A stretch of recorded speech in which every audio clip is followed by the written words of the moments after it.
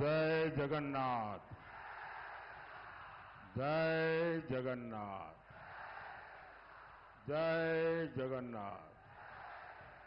जय श्री राम। जय श्री राम। एठी उपस्थिता भाई आओ भावनी मानन को मोर नमस्कार जोहार।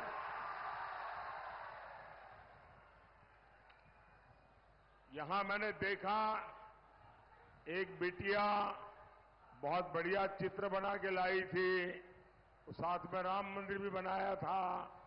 वो चित्र के पीछे आपने अपना नाम पता लिखा है। ये बच्ची भी कोई किताब लाई है, देना चाहती है, जरा ले लीजिए भाई। वो कोई नौजवान हमारी मां का चित्र बना के लाए हैं, हाँ वो भी ले लीजिए। वो एक बच्ची को जो किताब जैसा है उसके हाथ में ले लिया। आप सबने अपना अता पता लिखा है। आप लोग इतना उत्साह उमंग के साथ इतनी मेहनत करके अपनी भावनाएं प्रकट कर रहे हैं। मैं आपका बहुत बहुत आभारी हूं। ये कोई बुजुर्ग आदमी को भी मन कर गया आगे को लेके आ रहे हैं, उनसे भी ले लीजिए।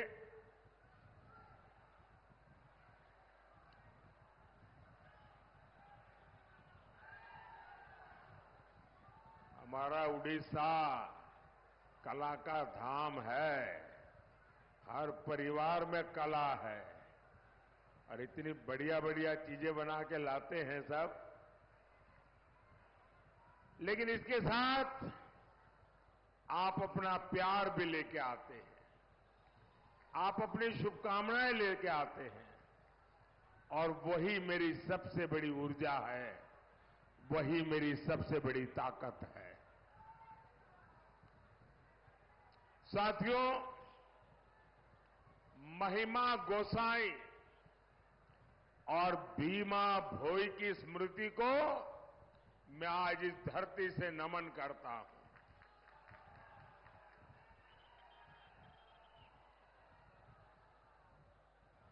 साथियों,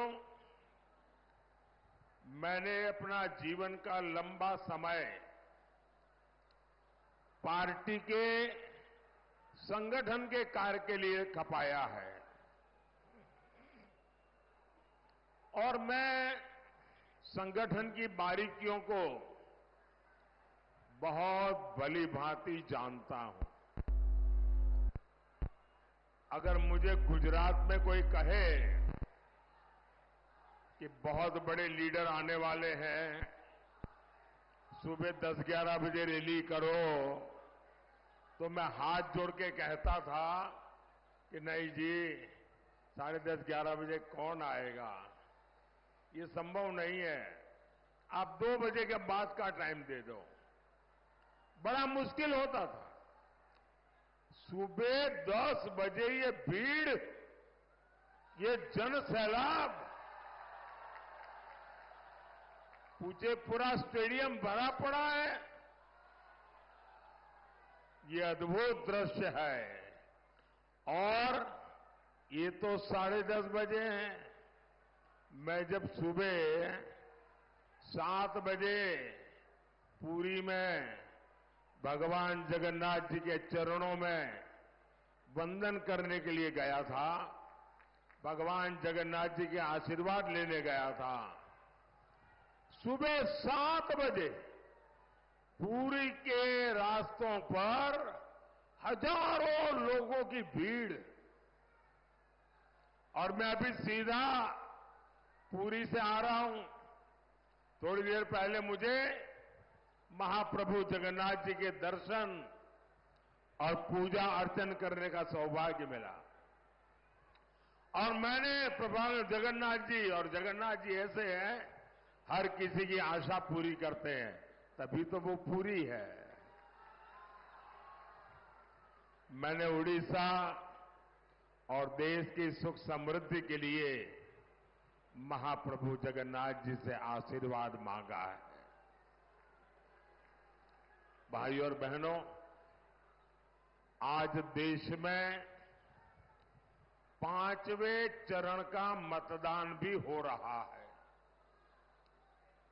बड़ी संख्या में वोटर्स पोलिंग बूथ पर पहुंचकर अपना कर्तव्य निभा रहे हैं। मैं सभी मतदाताओं से और विशेषकर फर्स्ट टाइम वोटर्स से आग्रह करूंगा कि वे अपना वोट जरूर डालें। साथियों, जिनको अभी भी मन में अगर दुविधा है, गर्मी है, जाऊं न जाऊं, वो जरा इस सभा में एक नौजवान को मैं देख रहा हूं और मैं देख रहा हूं वो व्हीलचेयर में है। ये इससे बड़ा इंस्पिरेशन क्या हो सकता है? मतदान के लिए देखिए, एक जागरूक नागरिक अपनी असुविधा, अपनी कठिनाई की परवाह किए बिना राष्ट्र के लिए क्या करना चाहिए, इसलिए यहां आकर के मौजूद है। मतदाताओं के लिए यही प्रेरणा है। मैं आपका बहुत आभारी हूं दोस्त। साथियों, चुनाव के इस समय में दुनिया के कई एक्सपर्ट्स देश भर में घूम रहे हैं। वो भारत के इस तरफ जरा जो चित्र लाए हैं जरा ले लीजिए। किसी को निराश मत कीजिए भाई, किसी को भी निराश मत कीजिए। ये लोग देने के लिए आए हैं, कुछ लेने के लिए नहीं आए हैं।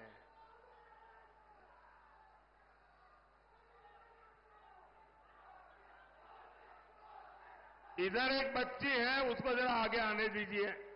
आप मत लीजिए, उस बच्ची को आगे आने दीजिए।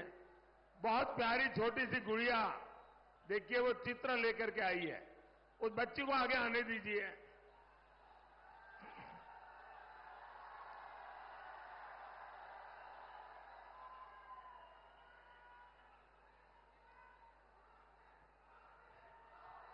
शाबाश बेटा।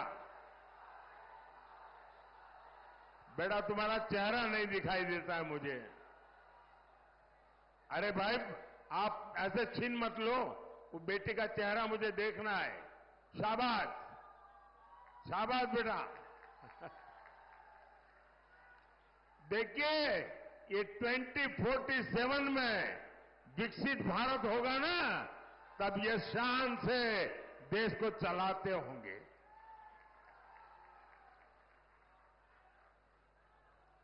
साथियों,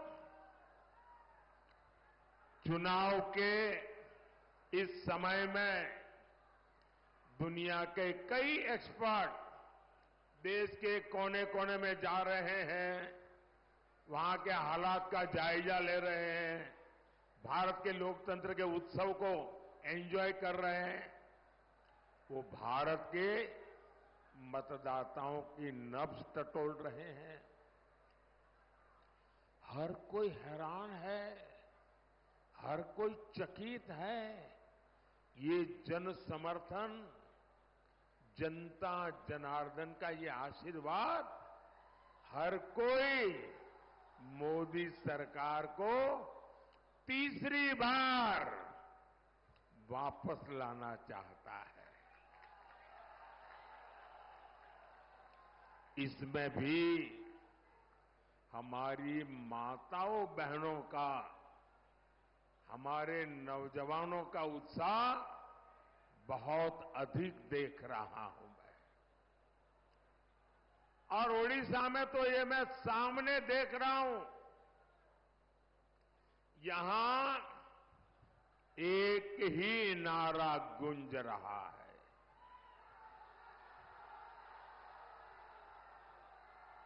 ओडिशा के गांव-गांव, गली-गली, घर-घर से एक ही आवाज आ रही है।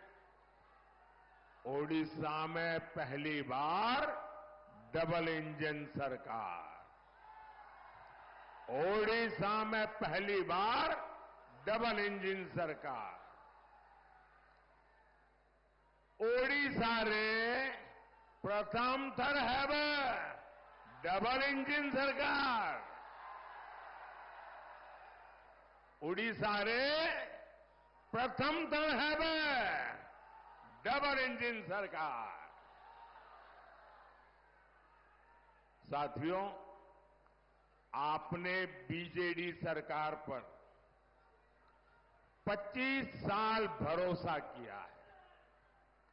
आज पूरा ओडिशा ये आत्म मंथन कर रहा है कि इन वर्षों में ओडिशा के लोगों को क्या मिला। आज भी यहां किसान परेशान है। आज भी नौजवान छोटे छोटे काम के लिए दूसरे राज्यों में जाता है।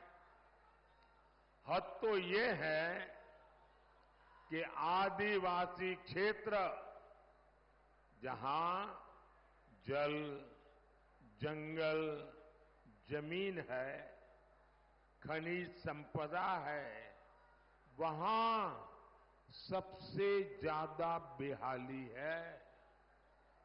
माताजी, आप वो तस्वीर नीचे रखिए, आपके हाथ थक जाएंगे और पीछे लोगों को दिखता नहीं है। आप सब नीचे रख दीजिए, अपना नीचे रखिए। और इन्हीं इलाकों से सबसे ज्यादा पलायन होता है। क्यों भाई? इतने समृद्ध ओडिशा की जनता इतनी गरीबी में जीने के लिए मजबूर क्यों है? जरा भाई एसपीसी के लोग इन सबसे ले लीजिए, वरना उनको भी चैन नहीं होगा और मुझे भी चैन नहीं होने देंगे। ये जो काले शर्ट वाली बच्ची है ना, वो कब से किताब लेके खड़ी है, जरा ले लीजिए उससे। बेटा आगे आ जाइए। यहां आना संभव नहीं है बेटा, यहां आना संभव नहीं है। वो सिक्योरिटी वाले तुम्हें बहुत परेशान कर देंगे।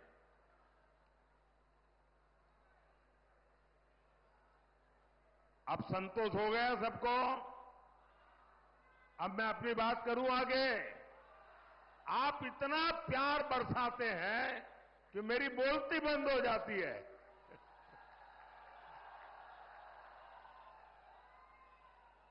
साथियों, मैं गुजरात से आया हूं। मैं सोमनाथ की धरती से आया हूं, जगन्नाथ की धरती को प्रणाम करने आया हूं।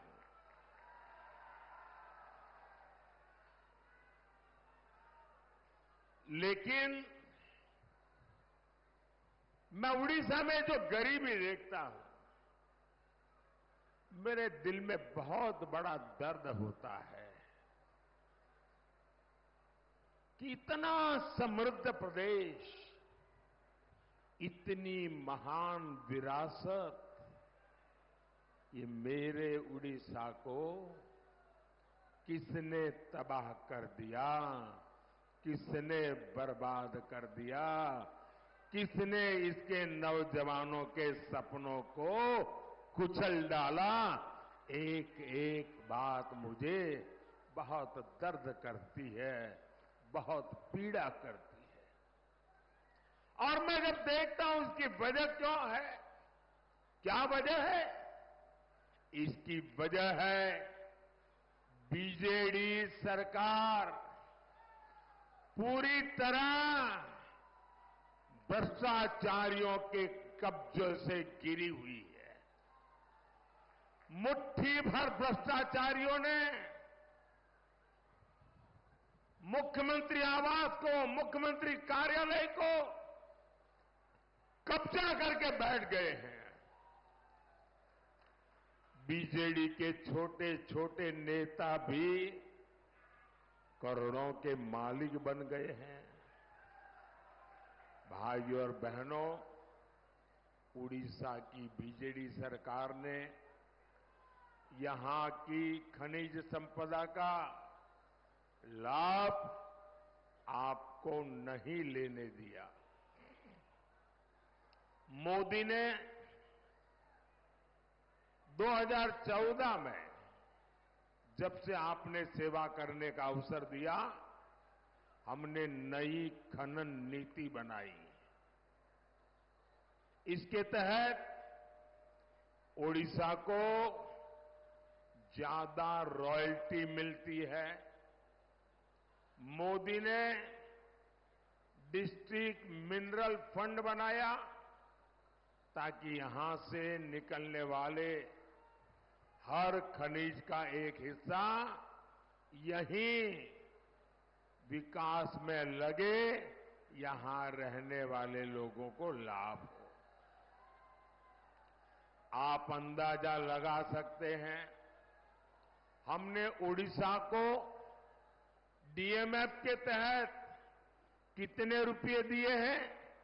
डिस्ट्रिक्ट मिनरल फंड कितने रुपए दिए हैं?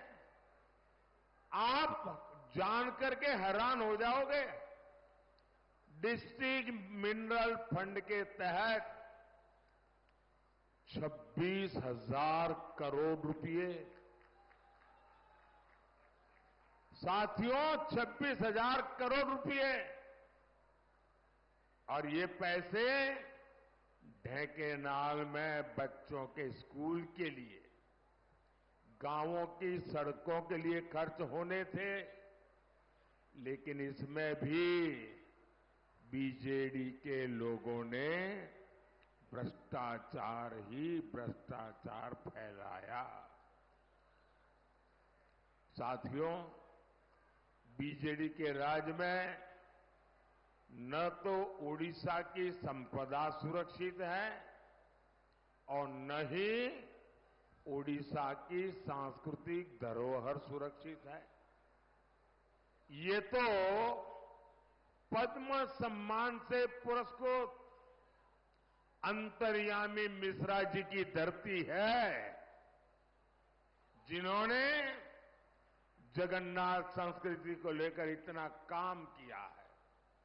लेकिन बीजेडी सरकार में जगन्नाथ जी का मंदिर भी सुरक्षित नहीं बचा है। पिछले 6 साल से श्री रत्न भंडार की चाबी का अता पता नहीं है। मैं जरा आप सबसे पूछना चाहता हूं, पूरे देश की श्रद्धा, सदियों से जो पूजा होती है, जिसका मालिक स्वयं भगवान जगन्नाथ है, अरे हमारे घर की चाबी खो जाए तो भी हम मन्नत करते हैं, महाप्रभु जगन्नाथ जी मेरे घर की चाबी जरा खो गई है, कुछ मदद करो। और महाप्रभु जगन्नाथ जी के आशीर्वाद से घर की चाबी भी घंटे 2 घंटे में मिल जाती है। 6 साल हो गए, रत्न भंडार की चाबी खो गई है। इसके पीछे का बहुत बड़ा राज बीजेडी सरकार और मुख्यमंत्री को घेरा डाल करके जो लोगों ने कब्जा किया हुआ है ना, वो सीधे सीधे जिम्मेवार है।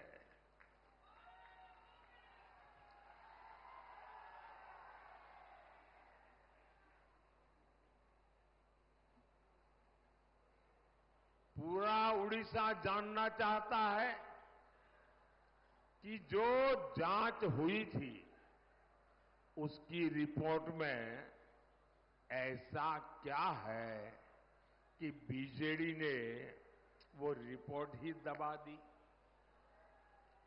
बीजेडी की खामोशी से लोगों का शक गहरा रहा है। मैं आज उड़ीसा के लोगों को भरोसा देता हूं, उड़ीसा में भाजपा सरकार बनते ही दूध का दूध, पानी का पानी हो जाएगा। भाजपा सरकार जांच रिपोर्ट को सार्वजनिक करेगी और महाप्रभु जगन्नाथ जी की ये हमारी सबसे बड़ी सेवा उसी से शुरू हो जाएगी। साथियों, ये बहुत गंभीर घटना है जिसमें उड़ीसा की धरोहरों को लेकर संवेदनशीलता नहीं है। वो धरोहरों का संरक्षण भी नहीं कर सकते ये लोग। उड़ीसा का तेज विकास तो उड़ीसा की मिट्टी की संतान ही कर पाएगी। और इसलिए मोदी ने आपको गारंटी दी है, आप यहां भाजपा की सरकार बनाइए। भाजपा उड़ीसा के बेटे या उड़ीसा की बेटी को ही उड़ीसा का मुख्यमंत्री बनाएगी। और आपको मालूम है ना, मैंने पहले से बताया है, शपथ ग्रहण की तारीख बताई है, पता है ना? कौन सी तारीख? मैं आज आपको निमंत्रण देने आया हूं। 10 जून को उड़ीसा में डबल इंजन सरकार का शपथ ग्रहण कार्यक्रम होगा। ये सरकार का जाना तय है। भाइयों बहनों, 21वीं सदी के उड़ीसा को विकास की रफ्तार चाहिए। वो बीजेपी सरकार किसी भी हालत में नहीं दे सकती। इस शताब्दी का अब तक का पूरा हिस्सा आप बीजेडी को मौका दे चुके हैं। अब समय आ गया है कि आप बीजेडी की ये ढीली ढाली नीतियां, ढीला ढीला काम, स्लो रफ्तार को छोड़कर भाजपा की तेज रफ्तार सरकार चुने। आप सभी देख रहे हैं, पिछले 25 वर्षों से उड़ीसा में सिंचाई के अनेक प्रोजेक्ट अटके, लटके और भटके हुए हैं।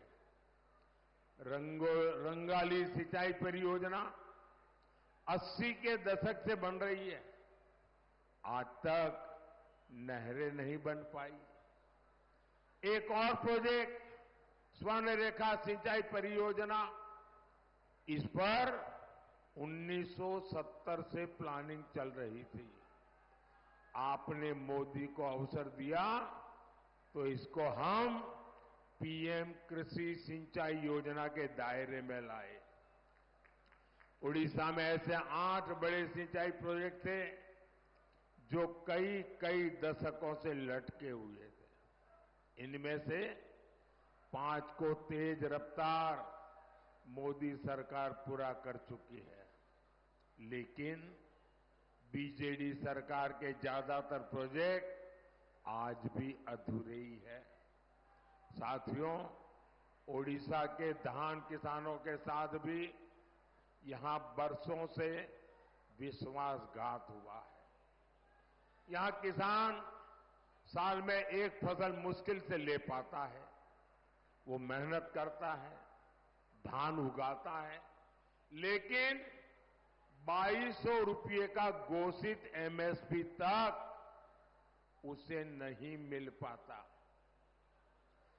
बीजेडी के नेता धान किसानों को मंडी में लूटते हैं, और इसलिए भाजपा ने गारंटी दी है।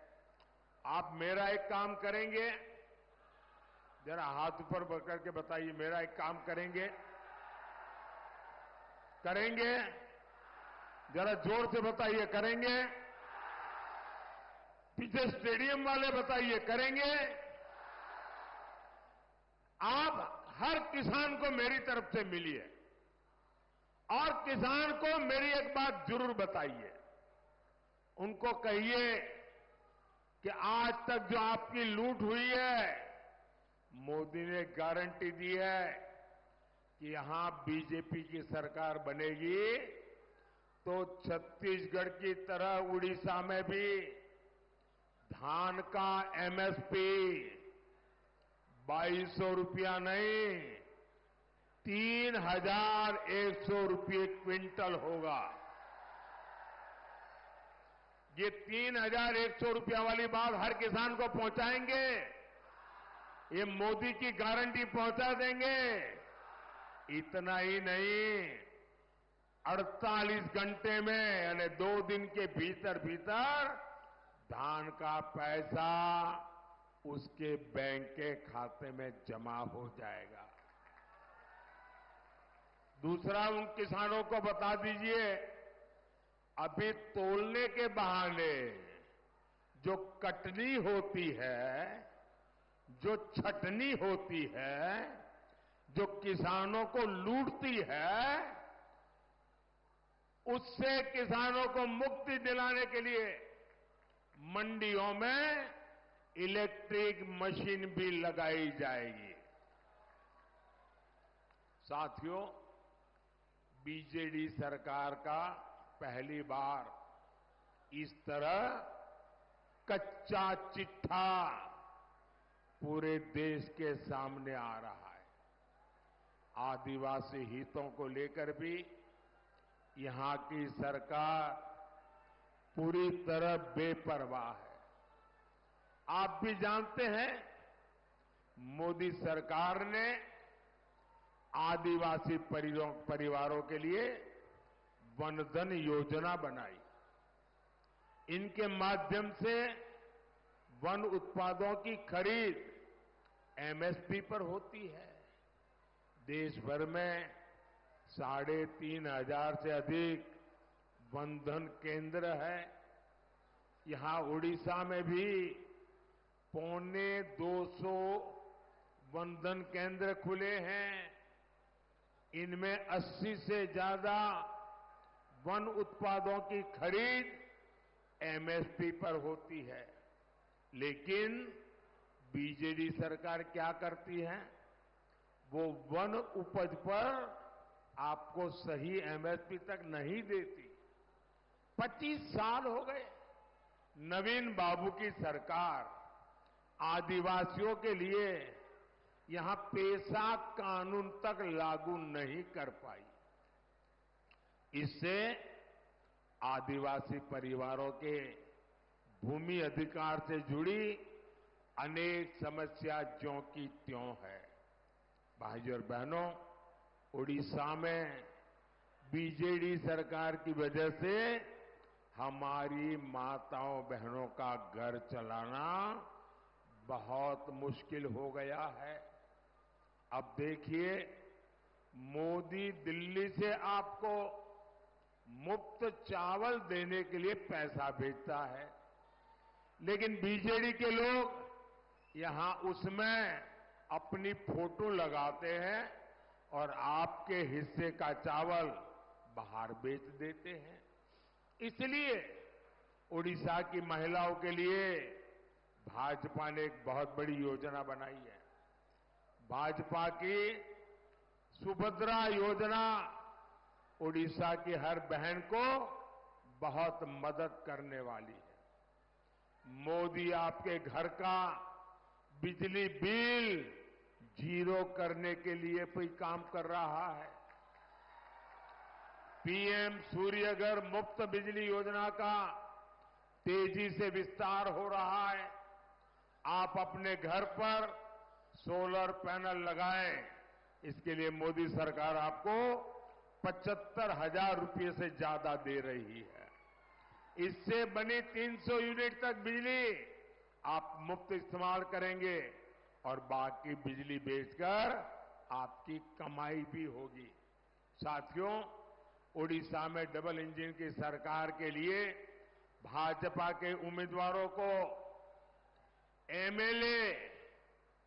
एमएलए भी सबको चुनना है और यहां एमएलए चुनकर भुवनेश्वर भेजिए और साथ ही ढेंकानाल से मेरे बहुत पुराने मित्र, सबको आश्चर्य होगा, 40 साल से हमारी दोस्ती है, ऐसे रुद्रनारायण पाणी जी, 40 साल से मेरा नाता है इनसे, और संबलपुर से धर्मेंद्र प्रधान को रिकॉर्ड वोट से जिताकर दिल्ली भेजिए। यहां कुछ बहनें आशीर्वाद लेके आई है, वो एक बच्ची चित्र लेके आई, जरा एसपीजी के लोग इसको कलेक्ट कर लीजिए। मैं आपका बहुत आभारी हूं, आप कब से प्रतीक्षा कर रही है, वो मेरी टीम ले लेगी, आपको मुझे पहुंच जाएगा। मैं आपके आशीर्वाद के लिए आपका आभारी हूं। इधर भी जरा देखिए, एक नौजवान है, वो भी कुछ लेके आए हैं, जरा कलेक्ट कर लीजिए भाई। इस तरफ भी कलेक्ट कर लीजिए। मैं आपके प्यार का मेरे लिए बहुत मूल्य है जी, मैं आपको निराश नहीं कर सकता हूं। जो लोग रात रात चित्र बनाते हैं या लेके आते हैं, मेरे दिल को छू जाता है। मैं हृदय से आप सबका बहुत आभारी हूं और जिन तक मेरी ये बात पहुंचती नहीं, मैं उनसे भी क्षमा मांगता हूं, क्योंकि सभा में मेरे लिए संभव नहीं होता है कि सबकी तरफ मेरा ध्यान जाए और बहुत से लोग हो जाए, इतनी मेहनत करके आए होंगे, बहुत सी चीजें छूट जाती होगी। साथियों, मेरा एक काम करेंगे आप लोग,